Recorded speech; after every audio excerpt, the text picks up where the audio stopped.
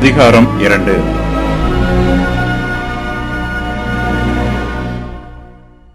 இஸ்ரவேல் புத்திரர் எண்ணி தொகையேற்றப்படுகிறார்கள்.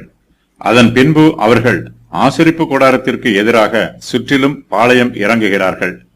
ஒவ்வொரு கோத்திரத்தாரும் எந்த இடத்தில் பாளையம் இறங்க வேண்டும் என்று கர்த்தர் இந்த அதிகாரத்தில் நியமனம் பண்ணுகிறார்.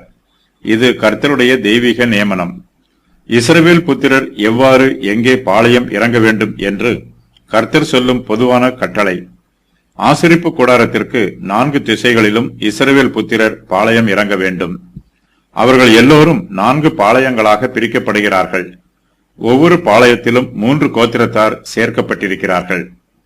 ஆசரிப்பு கூடாரத்துக்கு கீழ்ப்புறத்திலே யூதா, இசக்கார், செபுலோன் ஆகிய 3 கோத்திரத்தாரும் பாளையம் இறங்குகிறார்கள். ஆசரிப்பு கூடாரத்திற்கு தென்புறத்திலே ரூபன், சிமியோன், காத் ஆகிய 3 கோத்திரத்தாரும் பாளையம் இறங்குகிறார்கள். ஆசரிப்பு கூடாரத்தின் மேற்புறத்திலே எப்பிராயீம், மனாசே, பென்யமீன் ஆகிய 3 கோத்திரத்தாரும் பாளையம் இறங்குகிறார்கள். ஆசரிப்பு கூடாரத்தின் வடபுறத்திலே தான், ஆசேர், நப்தலி ஆகிய 3 கோத்திரத்தாரும் பாளையம் இறங்குகிறார்கள். ஆசரிப்பு கூடாரம் பாளையங்களின் நடுவிலே இருக்கிறது.